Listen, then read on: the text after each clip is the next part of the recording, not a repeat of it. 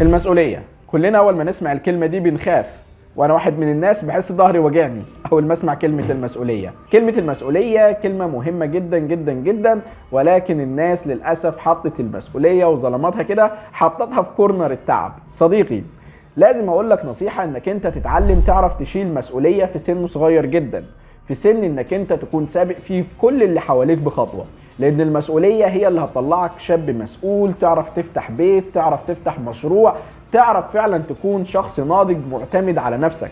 وللأسف السائد الفترة دي إن هو تلاقي الناس كلها ابن حبيبي الصغير ما يشتغلش، 16 سنة ما يشتغلش، صغير 17 سنة برضه أنا ابني يشتغل، هو أنا بتعب ليه؟ مش عشان خاطر ابني يرتاح. تلاقيه في الآخر طلع طفل عنده 22 سنة غير مسؤول، ايوه 22 سنه ولسه طفل بيرقص على المهرجانات، وتلاقي الطفل ده يقول لك والله بابي المفروض انا مش مضطر هو اللي يصرف عليا. لا يا حبيبي، من سن 15 سنه اشتغل، وفي ناس اشتغلت في سن اصغر من ده وحققت نجاحات.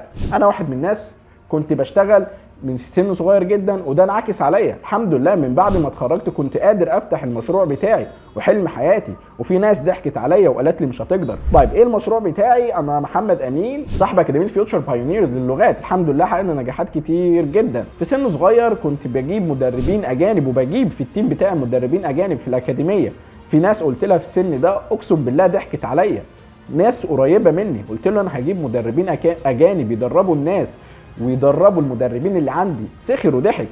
لما قلت للناس ان انا هشتغل مع دكتور ابراهيم عادل وهنزل دكتور ابراهيم عادل في الاكاديمي، ضحك. ابراهيم عادل صاحب اكبر منصه تعليميه، ودي امثله بسيطه اللي بقولها لك. كل ده ولله الحمد بسبب ان احنا عرفنا نشيل مسؤوليه في سن صغير. نصيحه، شيل مسؤوليه في سن صغير، اشتغل في سن صغير، خد خبرات، اغلط، ولو ما غلطتش مش هتعرف تعمل الصح، لو ما عملتش الغلط مش هتعرف تعمل الصح. وفعلا المسؤوليه كلمه مش صعبة او مش حاجة وحشة انك انت تخاف منها، ده بالعكس. ده دلوقتي لما واحد يروح يتقدم لواحدة، اول حاجة بنقولها المفروض انه الشخص ده مسؤول. انا كوالدها او اخوها هطمن الشخص ده مسؤول عن اسرة، يعرف يشيل اسرة ويعرف فعلا يبني بيت. نصيحة مني، اذا كنت لسه طالب بتدرس، استفاد باي وقت فراغ واشتغل فيه. وفعلا التعليم عمره ما كان عائق انك انت تشتغل وتعمل فلوس في سن صغير، خصوصا ان احنا في سنة 2025 في عصر التكنولوجيا، ممكن من الموبايل اللي في ايدك ده تعرف تعمل فلوس. المهم انك انت فعلا تقدر كلمة المسؤولية وتعرف تحطها في مكانها الصحيح.